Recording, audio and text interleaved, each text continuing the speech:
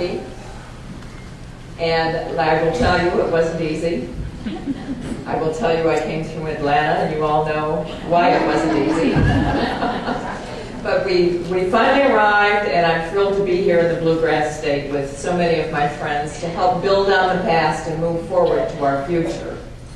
It's always wonderful to be reunited with friends and colleagues like Jessie Ann Wells, your state regent, and Sharon Withers, your Vice President General from Kentucky, of whom we're so proud. She's one of 21 Vice Presidents General who serve on our National Board of Management, and we're thrilled to have you with us.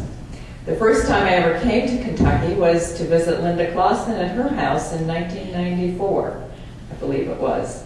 And we were in the midst of a campaign at that point.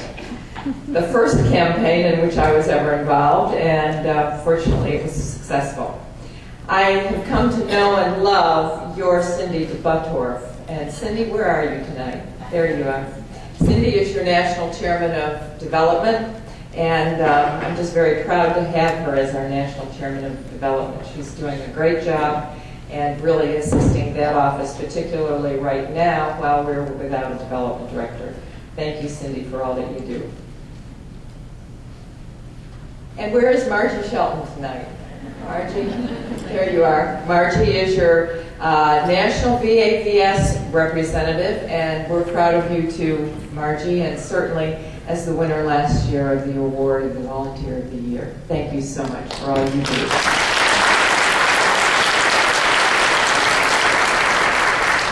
And two new friends that I'd like to recognize tonight, three new friends actually. Donna and Bob Hughes. Where are Donna and Bob? And I think Bob just took a little break. There he is, right there. They picked me up at the airport along with Elizabeth Chang, and Elizabeth, I think, is right back here, and I just felt so secure with them, and I thank you so much for doing that for me, because I was in a bit of a panic sitting in Atlanta while they were fixing a little prong that's the ice detector on the airplane. And you have to have that, so I understand the need for it, but it just really was making me a little wacky, thinking that you all were waiting for me to be here. My visits to Kentucky have always been to the Lexington and the Louisville area, with one exception. And I see Mike Mullen sitting right here in the center of the room, and the other exception is to Hyman Settlement School, and I have been there 3 times at least, Mike, and it's always a joy to be with you at the school, and I just applaud the fine work you've done. You came to DAR about the time I was state regent, I believe. 34 years ago. That's right. Well, I wasn't state regent then. I remember the administrators of the six schools saying to me when I was state regent that the very first time they were ever all invited at the same time to a state conference was my first state conference in New York. So thank you, Mike, for all you do for Hyman. Appreciate it. For this administration, the Kentucky DAR theme is building on the past and moving forward to our future. And it really does parallel the national theme. And I thank you, Madam State Regent, for choosing faith, family, and freedom, a triad for you, to be part of your theme. I understand that your project is the Colonial Gardens at Duncan Tavern and the Reading Labs at Hyman. So thank you so much for what you're doing for the National Society to promote education and to preserve history. As you know, the Wright Administration President General's project is to preserve the past, enhance the present, and invest in the future. As we continue the restoration and renovation of our historic complex of buildings, and in addition, the project will increase and strengthen membership. It will provide special projects, grants in the local communities, and the focus of these grants will be to accomplish the mission of the National Society to promote historic preservation, education, and patriotism. And we will also enhance public relations for the DAR and public recognition for the DAR, as well as carry out this mission through the Special Projects Program that is special projects grants, and I always have to say that twice because I do twist my tongue on it, which will provide grants in the local communities across our nation. And I'm really excited about this. I know that when Mrs. Calvin visited, she shared slides of what was happening with the buildings with you to begin the restoration of our beautiful national headquarters.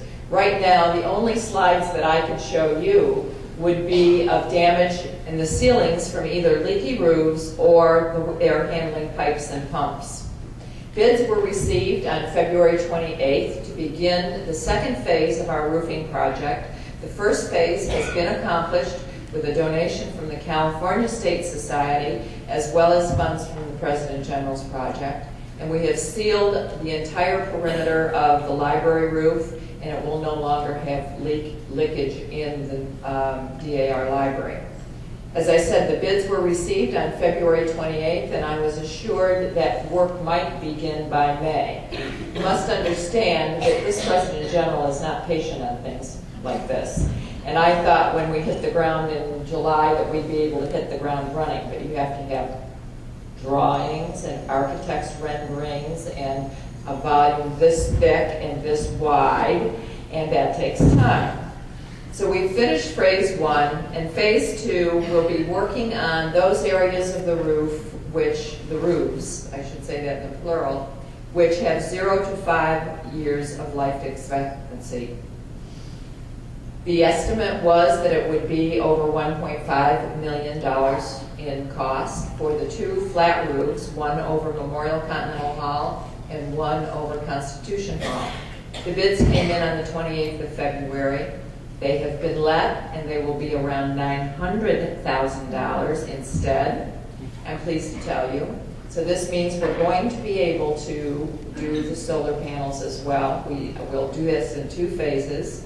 The roofing will begin next Monday, and I'm thrilled. And phase 2 will be putting the new flat roofs on Memorial Continental Hall and Constitution Hall. And then after we raise the money, ladies, we will then invest about $800,000 in solar panels, which will be placed on Constitution Hall. And after 12 and a half years, the payback is 12 and a half years. They have a shelf life of 25 years, and we will not be paying for hot water, and some of it will provide the heating for our buildings in the wintertime. So I'm really thrilled with this initiative, and it is a green initiative. When DAR talks green, we have to do green, and I'm really, really happy about it.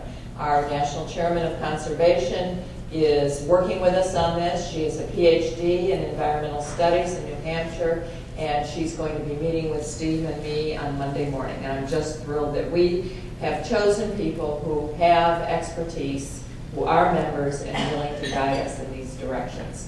So I think that we should recognize those people as we can. Now, the second piece of the restoration of the buildings is the air handling project. And I will tell you that when we talk about air handling, this means the ductwork and the pumps that carry the chilled and heated water to then chill and heat the air. It is not the chillers, it is not the boilers, and I had that misconception. The chillers and the boilers are fairly new at DAR, but it's all the units that carry the water and then transfer it to the air for the heating and cooling. And that is what has been leaking. Some of the pipes you saw in one of my very first blogs in July and August. And that's one day Steve Nordholt, our administrator, walked into his office in the morning and the entire ceiling was on his desk and computer. So this must be done, and this is the scary piece to me, because the drawings and the architect's estimates are that this project will be over $1.8 million, and you can't even see it. So I've said to everyone, my piece of this President General's project of the restoration is a couple $3 million, and you can't see any of it. You can't even see the roof. And it's not sexy. It is in our communities, however, that we must also invest. And throughout my 44-year career